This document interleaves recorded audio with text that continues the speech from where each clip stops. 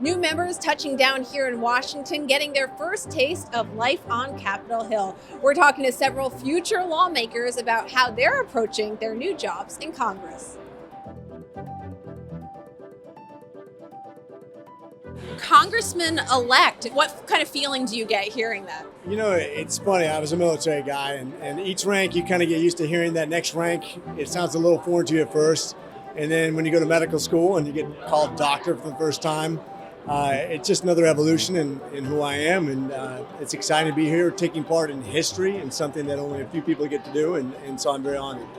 You said you were just working how many shifts in the ER and then you came here? Just got done working 6 overnights during that Thanksgiving week. And then the same day I got off work, I flew back up here to start another week of orientation. So what's going to be tougher, the endless ER shifts or being in Congress, you think? Oh, we're about to find that out, aren't we? I think totally different challenge. What I like about it, I mean, all my life, whether it be landing on carriers or in the ER with things going wrong, at least, I mean, in my perspective, nobody's dying. Nobody's taking rounds right now. You have time to take a deep breath, have a discussion, and make some good decisions, hopefully. And did I read you have 7 kids? Is that That's right. My wife and I, we have 7 together. We were both single parents at one point. I was going through medical school. She took on a huge challenge and got me over the top. What do they think about your journey to Washington? I think they enjoy the history that we're making right now. I think, as Plato once said, the problem with not being in politics is you're always destined to be ruled over by your inferiors. And if you're not at the table, you're on the menu. And so it's important to be part of this conversation as we move forward and we define what America is, what made it the greatest nation in the world, what's going to keep it that way. This is an important conversation to have. What has surprised you the most about being in Congress? You're not in Congress yet, but being here in Washington. Gosh, how much history there is everywhere I look. I mean, I'm a big history buff anyway, so I love looking at the walls. I look down at the floor, and this is where Lincoln's desk was. That's the clock that he looked at when he was in Congress. This is the couch that John Quincy Adams died in 1848 after he came back to Congress after being president, and he was fighting for the abolition of slavery. Just being in awe of that, and then realizing that the bickering that we're having in Congress, whether it be between Democrats and Republicans, or Republicans and Republicans, or Democrats and Democrats, is nothing new. We've seen duels. We've seen people have fisticuffs. It's just a continuation of politics. It is what it is. I've been wearing my very fancy shoes on the floor, and I realize how uncomfortable they are when you have to walk everywhere all day. So I think with the permission of the Congress, I'm going to be wearing some very fancy Vans, which will feel good on my feet as I'm walking. Same thing I wear in the ER every day. They breathe nice. They wear good. Flying back and forth from Oregon to Washington, are you getting used to the flight at this point? I am. I was mayor of Happy Valley for 8 years, and I would come back to Washington, D.C. for the U.S. Conference of Mayors twice a year. So you got kind of get used to it. But I think every week it's going to be a little tedious. But I'll tell you can get work done, maybe get some little shut-eye in between. But it's going to be a good time to focus on what I'm going to do when I get back every week and talk to the, what the constituents are talking about. I want to do lots of town halls. I mean, this is an important seat for Oregon. So I think that 6 hours on the way home will give me time to study and get things on the ground going when I'm there for the weekend and then head back on Sunday nights. What has surprised you the most about being here in Washington so far? Surprised me the most, the diversity, how many young new members there are. I'm so excited to see, we're seeing 25-year-olds, 30-year-olds, 40-year-olds, a diverse group. And in the Republican Party, I am the Republican member-elect, and we're seeing the diversity there. Hiring people is exciting to see all the young people on the Hill that want to do better for the country. So I don't think I recognize how many new members were so young. So it's an exciting time for America. Being in a campaign can get pretty ugly and a bit different than actually working in Congress. Is it going to change your approach now that you're here in D.C.? Oh, the races get tough because we all want to win to represent our districts, but we have to do good work. And, there's other members from Oregon on the Democratic side that I would love to work with. I've gotten to know both of them, some more than others back in Oregon. I didn't know Congresswoman-elect Andrea Salinas very well, but certainly we'll talk. We'll be on the plane together. We'll be coming back and forth. It's going to be a time to do good bipartisan work for Oregon. Is there a certain camaraderie among new members, even if they're across the political aisle? Yeah, I think so. We're excited, right? I mean, it's a new thing to get used to Washington, D.C., just getting used to the halls, getting used to what the rules are, understanding that we're running, really multi-million-dollar businesses for our constituents, making sure that we're following all the proper rules. And, we can learn from the new members. They've been super helpful on both sides. I mean, as we sit for lunch, oftentimes we're sitting with Democrats and Republicans. We're just talking about how do we work together? How do we get things done for the American people? So that's what I'm most attuned to. Certainly we'll be on our opposite sides. We might not all agree on everything, but I think the American people in this election decided that they want some bipartisan work to do good, make government work for them. There aren't many people who've done this in the history of the country. And so to be one of those few is just a huge honor, and obviously it comes with a lot of responsibility, and you feel that immediately. You're a former high school teacher. You were a city council member. What do you think is going to be harder, whipping the students into shape or working in Congress? Well, I suspect there's a lot that I'll be able to take from my days as a teacher or working at City Hall. I mean, everything's about relationships, right? You want to build really healthy, collaborative relationships and build trust with folks. And that's the same, like if you're teaching and you've done that, your kids they'll want to learn. If you haven't, they don't want to learn. It's the same with colleagues. If you've built trust with them and you're collaborative, they'll want to work with you. And the opposite is true. So, I spent a lot of time on relationships and I'll do that here. Have you gotten the frequent flyer miles at this point? Are you used to the flight back and forth? I don't think I'll ever get used to that. I like being home. I'm a big Cincy guy, right? Like, so, being in the districts where I'll spend most of my time, obviously we'll be up here to vote and to get as much work done as I can for the district. But I'll be very excited to be on that flight home. I just, I love my city and love the region, and I like being home. What has surprised you the most about being here in Washington? I think the transition between, the majority and the minority, or, one party taking over from, the other party, and just how much uncertainty there is. And I think that, is surprising a lot of folks. I mean, there are people who've gone through that transition. I obviously haven't. So there's just a lot of open-ended questions in terms of, committees, who's going to be on what's going to be open, but also what's the best way to get things done. It's not clear yet. And that's really important to me. Productivity and getting as much done and having the most impact is all that matters. And so figuring that out and letting the dust settle is what I'm very anxious for. Is there any camaraderie among new members, even if they're on the other side of the political aisle? Yeah, I think so. I mean, I think there's still going to be a divide as it relates to not a partisan one, as much as one that's based on democracy, right? So for those Republicans who didn't support what happened on January 6th, that, didn't buy into the big lie, that understand the importance of the peaceful transfer of power, I do think there's, going to be really strong relationships. For some of us, it's going to be very difficult, if not impossible, to get over, somebody's role in January 6th. It was a dark, dark day. And if we don't take it seriously, it can happen again. And we can't ever let it happen again. How did it feel when you first landed in Washington, knowing that you were going to be a member of Congress?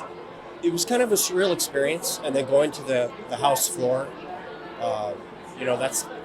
that's really the core of our country, and for me to be there was really remarkable. But I'll be honest, when it really struck home, I went to the Marine Corps birthday cake cutting, and having the Deputy Commandant of the Marine Corps call me sir, and I'm a retired enlisted guy, it was when I really realized something has changed in my life. So it's very humbling, actually.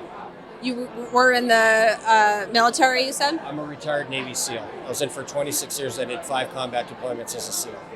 What is going to be tougher, being a Navy SEAL or trying to manage your way through Congress? That is an excellent question. And I've been here for a week and 2 days, and so I'll probably tell you in a little bit. Yeah. Has anything surprised you so far? Not really. I mean, both sides have been incredibly professional and courteous, and I had expected that, but you always wonder what it's going to be like once you get inside of a room with folks. But no, everyone's been completely cordial, and I really appreciate that type of professionalism. Do you have any funny stories that you're willing to share about your time here in DC so far? Well, okay, I got lost. All right, I'll admit it. I'm a Navy SEAL, and I got lost walking around in the tunnels underneath the Capitol. And I just kind of chuckled a little bit and asked for directions. But there's a lot to get used to. And one of them is just the layout of where I'm going to work. Yeah. Did you get your office at this point, or is that to come? We draw on Friday. Are you like crossing your fingers for any specific location? Well, I've lived in bushes made of poison oak before for a week at a time. So, I mean, an office is nice. I just want a place where my staff can work efficiently, and I want to be able to host people that come from the district. So I think it's really important that we maintain that connection with the people that we're representing. I mean, we've got 750,000 people, and I'm supposed to be their voice at that building back there. I take that really seriously, and I want to be able to host them regardless of their party or their affiliation, whether or not they voted for me or not. That's all irrelevant. And we need to get to that place in American politics where I can just flat out represent someone's best interest in Congress, because that's what I'm getting paid to do. Congressman-elect, how does it sound? Are you getting used to it? Well, it's great to be here. Obviously, I think the freshman class is so great, especially for those of us on the Democratic side. It's a really diverse group of people. We're just excited to represent our communities. I've been mayor of my city for 8 years, to continue to serve the city in this role is really great. So we'll look forward to it. What has surprised you the most about being here in Washington so far? Honestly, I think what surprised me, if I was a little nervous about it, is just how incredibly close our classes become, and I admire them. I respect them. I think we become a really great bond, and that's been a really great surprise at how close we become so fast. And so I think a lot of us are going to continue to support each other, even though we might have different political ideologies. I think we're going to have a Big Ten approach to supporting each other, and I think that's really great. Is there anyone across the aisle that you've actually become friendly with, that you can admit that you're friendly with? I mean, honestly, most of the folks that I've remained friendly with are all in the Democratic caucus, and so I've met some Republicans. They're doing their thing, but we're ready to roll up our sleeves and really push back on, I think, some of the craziness that's going to come out of the Republican caucus with this new majority. But we're ready to fight on that, but most importantly, just to support each other within our own Democratic caucus. Correct me if I'm wrong, but the first openly gay immigrant elected to Congress? Yeah, I've obviously, really important for me on immigration issues. As an immigrant myself, I came to the U.S. when I was 5 years old, became a citizen at 21. Those issues are really important to me, and certainly as a gay person, I know that I have an additional responsibility to represent the community as a LGBTQ immigrant. But I think what's most important is that those identities are part of who I am, but not everything. And at the end of the day, I want to make sure that I'm delivering back for the community. As mayor, I think being the first openly gay mayor was important. Being an immigrant mayor was important. It was most important that we deliver back to the neighborhoods and the community. So that's what I hope to do here, and work within the caucus to do that.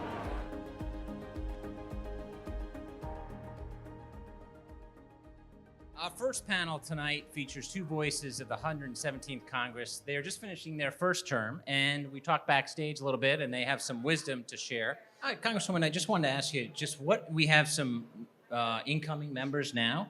You were an incoming member a couple years ago. Obviously, the pandemic made things challenging. But what advice would you have, whether it's work-life balance, working with the media? What advice would you give?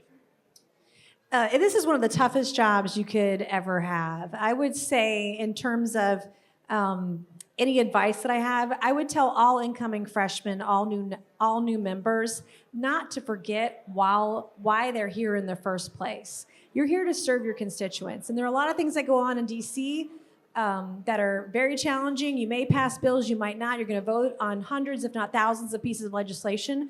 But if you're not taking care of your constituents back home, if you forget about them, you won't be coming back. And that's the reason that we all got elected, was to serve our constituencies. And I have, I think, a snapshot of the country. I joked with Jake earlier before we came out here. I have the tale of two districts. I have very blue areas and I have very red areas. Mm-hmm.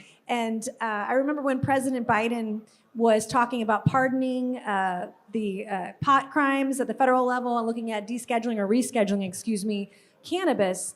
And I praised him on a Friday. And then on a Saturday, I'm doing shots in a honky-tonk bar and riding a mechanical bull, right? And so Nice. you got to remember who you're serving and to be there with your constituents every single day, meeting their needs. And that is the most fulfilling part of the job. What would be helpful for the new members to know as far as what surprised you? I mean, we were talking earlier before about how the Capitol to me is still a maze. I still get lost It's in the very Capitol. easy to get lost. I get lost. I get lost a lot still, even 2 years in. But I want to talk about something that Jake had mentioned earlier, lowering the temperature. Yeah. One of the things that surprised me, and I know we see the partisanship back home, but it didn't have to be that way. And it's up to us, leaders of this country, to set the temperature, to talk about things in a way where we can debate ideas, we can debate legislation, and we don't have to attack or literally physically fight each other out on the streets. And I think that's really important to set a good example that you can be a conservative. I consider myself very fiscally conservative, but in my first term in the minority as a conservative, I helped pass over 20 bills out of committee, out of over 10 out of the floor of the House. You can make magic happen up here if you're willing to try and work hard and reach across the aisle. Well, I want to agree with everything that Nancy just said. And one thing I tried to do, and a piece of advice I would give to new members, and I'm hoping to continue doing, the House floor is really actually a tremendous place to learn. I think if you walk onto the House floor and you have a student mindset as opposed to a campaign mindset or a politician's mindset, and you say, I want to have 434 conversations with other members and see if I can have them speak 80% of the time, which is not hard because we're all politicians, and see what I can learn from them about why they're running, what their district is like, what they care about. It's an unbelievably impactful way to forge relationships and just to educate yourself on everything that's happening in Congress. And frankly, I wish I had done that more even in my first term, and I'm committed to doing it more in my second. And I would encourage new members to get out there on the House floor and just see how many one-on-one student-teacher conversations they can have with other members, because we all have something to learn from each other. What I want to go off of is obviously with every professor or teacher, they have teaching staff with them. And for you, I would say your colleagues end up being that teaching staff in this setting. So for you, what ultimately ends up being those lessons that you feel are necessary for others to learn? And how do you do it in an effective manner that everybody can understand it and actually acknowledge and comprehend it? Well, thank you for the question. I've had 40 years in the classroom as a professor, so I think I've learned some things throughout that time. But one of the things that I learned right away when I came to Congress was that I could learn something from young folks who, for 40 years, they've been learning from me. And so you're right, they become your teachers. I'm not an expert on everything, but I do find that listening and having good staff who understand not only what they're doing, but who understand what we're trying to accomplish together. I've always considered myself to be a stakeholder representative, and I just believe that you have to know what your stakeholders want. You need to know what they need, and you need to stay in touch with them. Service is the rent we pay for living on this earth, and as an elected official for almost 40 years in local, state, and now at the federal level, I have found that it's just really important to not only stay in touch with the people and understand the people that you're representing, and to do right by them, because if you don't do right by them, they're not going to do right by you. To follow up on that, one of the big topics that we've seen is bipartisanship. And have you been able to see during your time so far cases and examples where you're learning from the other side and you're able to meet in the middle of the aisle? Well, absolutely I have. I mentioned the bipartisan HBCU caucus, which I co-founded when I came to Congress. French Hill and I have been partners. I've been to his district, met many of the professors and administrators there at the colleges, so that's good. I think you can do that. We also have another bipartisan caucus that I started with one of my Democrat colleagues to address the issues of Black maternal health.